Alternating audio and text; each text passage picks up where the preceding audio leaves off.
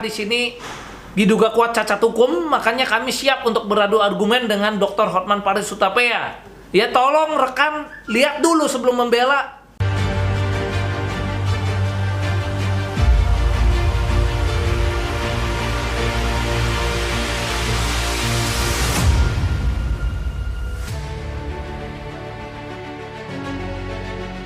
Kasus mafia tanah di ibu kota Jakarta masih banyak terjadi, dan salah satunya seperti kasus sengketa tanah yang terletak di Jalan Menteng Raya nomor 37 Jakarta Pusat yang tak kunjung selesai. Dan berdasarkan data yang terkumpul, banyak ditemukan kejanggalan dari kepemilikan tanah tersebut. Bagaimana awal mula kasus sengketa tanah tersebut? Benny Wulur, SHMH, selaku kuasa hukum dari Andrew Sastra Rusnandar, memberikan klarifikasi mengenai kasus sengketa tanah pada saat konferensi pers yang diadakan pada Kamis sore, tanggal 14 Maret 2024 di kawasan Kemayoran, Jakarta Pusat.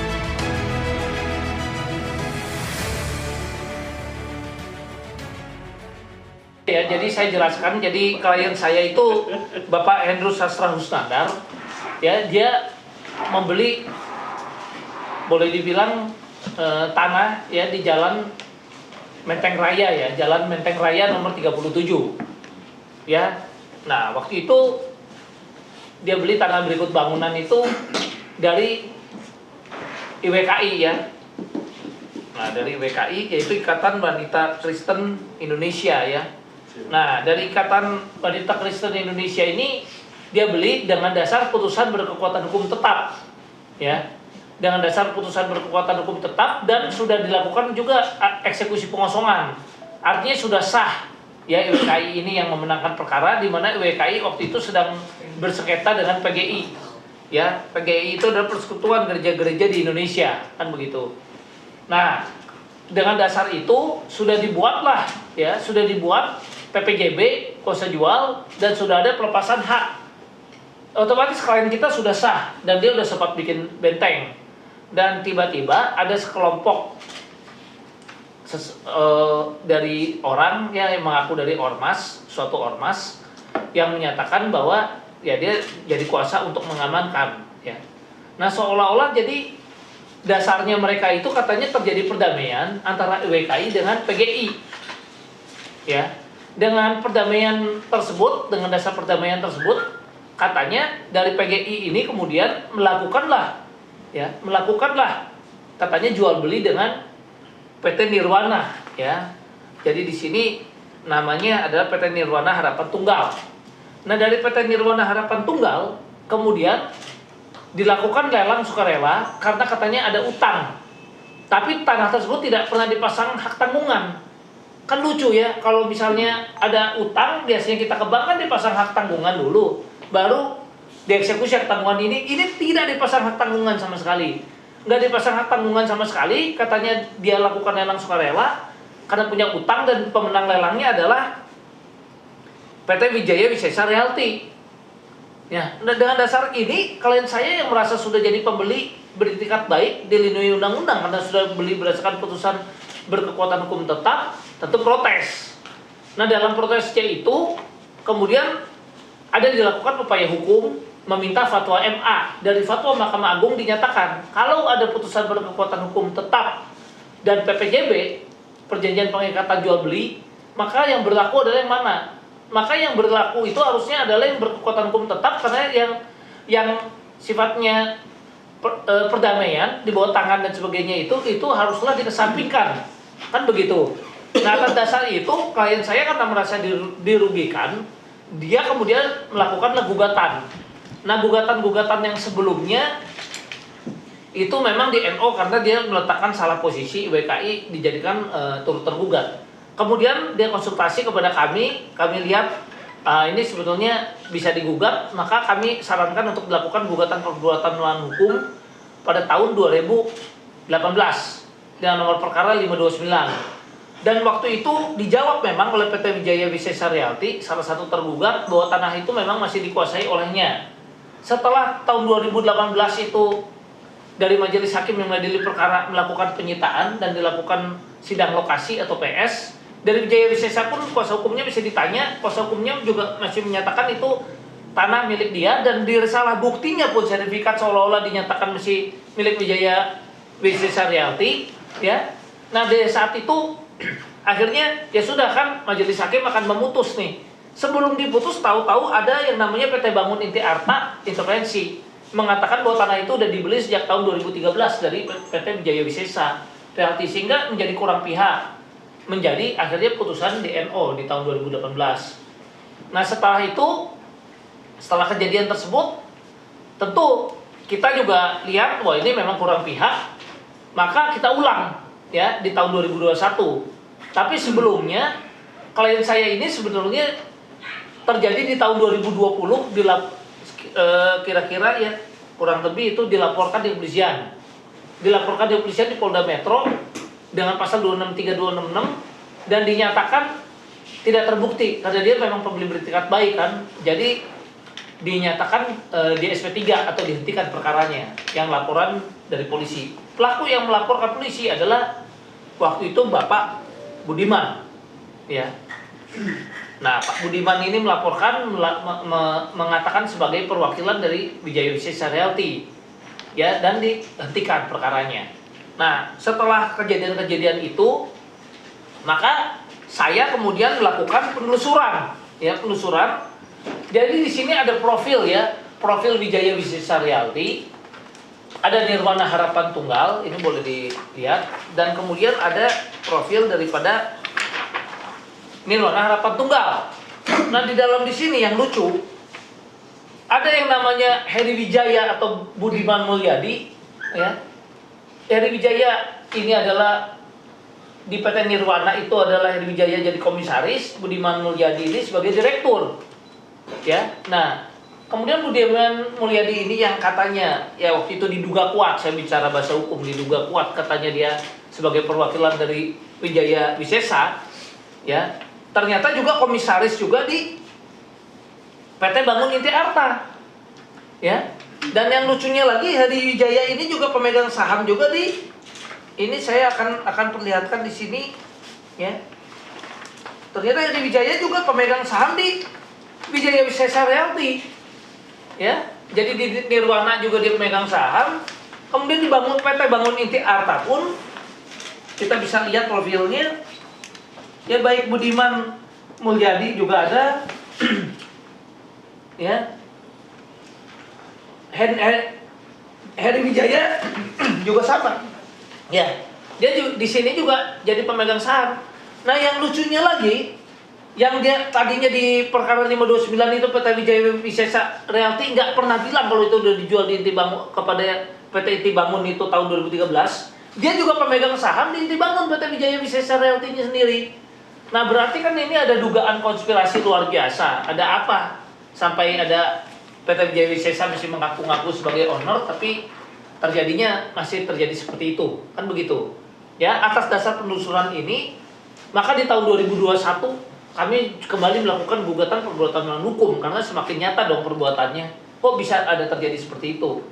Dan selain itu, klien kami memang pernah melaporkan WKI secara pidana, di mana waktu itu pengurus WKI ada yang kena dipidana, dan dari WKI itu menyatakan bahwa dia mengakui bahwa sebetulnya memang yang pembeli bertingkat baik itu ada klien kami, ada perdamaiannya, supaya dia minta dikurangi hukumannya. Nah, atas dasar laporan polisi klien kami itu yang mencari kebenaran, klien kami kemudian dilaporkan lagi yang 266 263 sama seperti yang terjadi di Polda Metro kali ini. Pelapornya adalah di Mabes Polri, yang melakukan laporan adalah PT Bangun Inti Arta. Loh, apa bedanya? Kan pemegang sahamnya juga mirip juga, ya kan? Hanya untuk cari siapa yang harus jadi tersangka katanya. Yang lucu di Mabes Polri ini yang kami juga kritik tajam, ada dugaan permainan mafia hukum, ya, karena klien kami yang lucu dijadikan tersangka di Mabes Polri. Padahal kalau kita mau lihat urutannya, PT Wijaya Wisesa artinya kan waktu itu dia katanya sudah jual kepada Inti Bangun. Dia berarti udah terima uang dari Inti Bangun. Kok di pengadilan di perkara nomor 529 masih mengaku jadi pemilik tanah padahal udah terima uang dari Inti Bangun. Berarti kalau dilaporkan 266 263, harusnya yang jadi tersangka adalah direksi dan direktur daripada Wijaya Wisesa dong.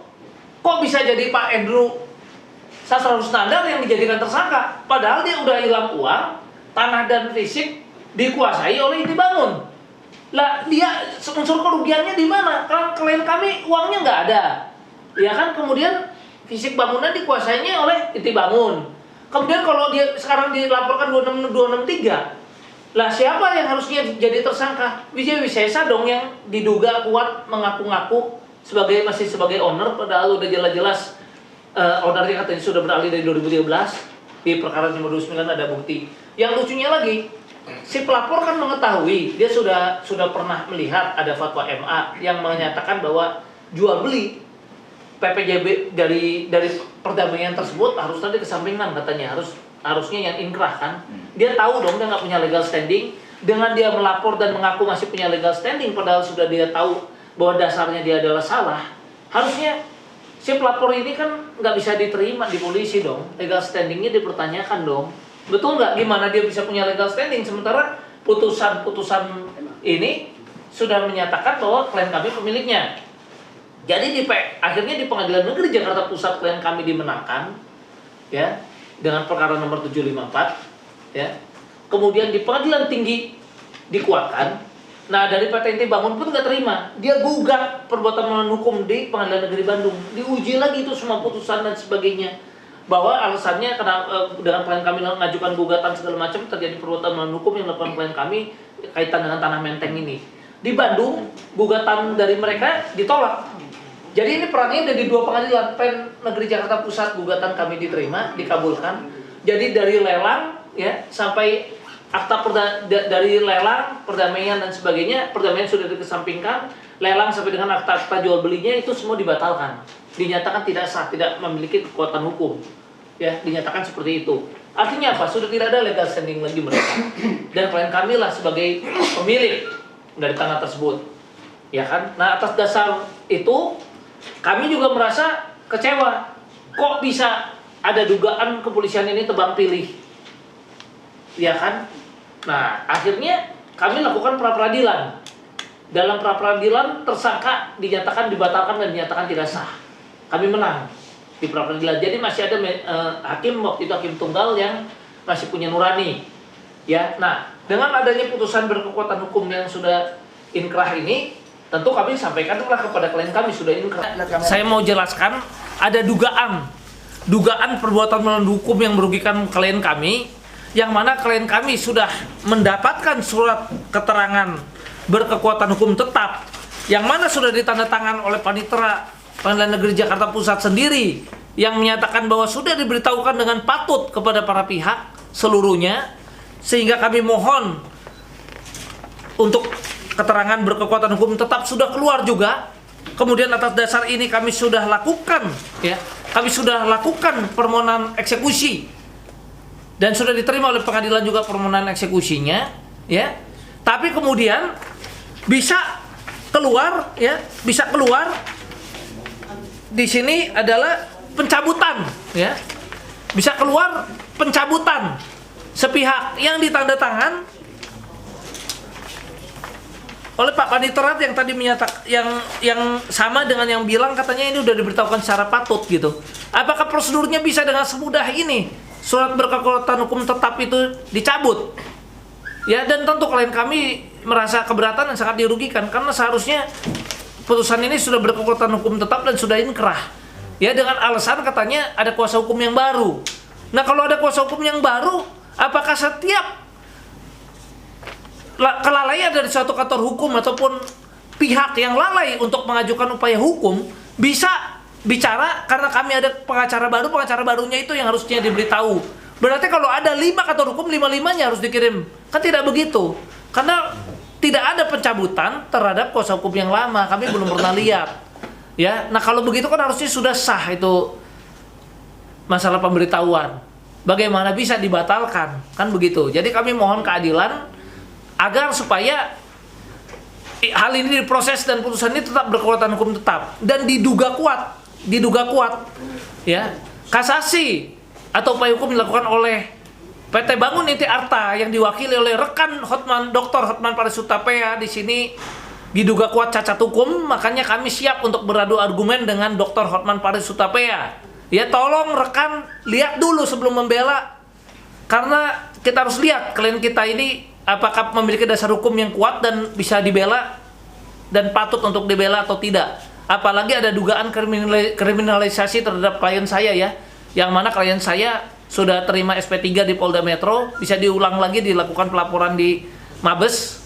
Ya, sementara untungnya kami berhasil menangkan dengan pra peradilan sehingga tersangka sudah dibatalkan ya. Tapi ini menjadi hal yang sangat menyedihkan ya, sampai ada dugaan kriminalisasi terhadap klien kami. Kemudian sudah berkekuatan hukum tetap bisa dicabut. Jadi kami mohon perlindungan tentunya kepada Bapak Presiden Republik Indonesia, Menko Polhukam, Ketua Mahkamah Agung RI, Badan Pengawas Mahkamah Agung RI, Komisi Yudisial, ya, Ombudsman. Kemudian kami juga minta ya kepada para pihak yang berwenang untuk mengusut ya, bagaimana mungkin sesuatu putusan yang sudah berkekuatan hukum tetap keterangannya inkrah bisa dicabut atau dibatalkan begitu saja.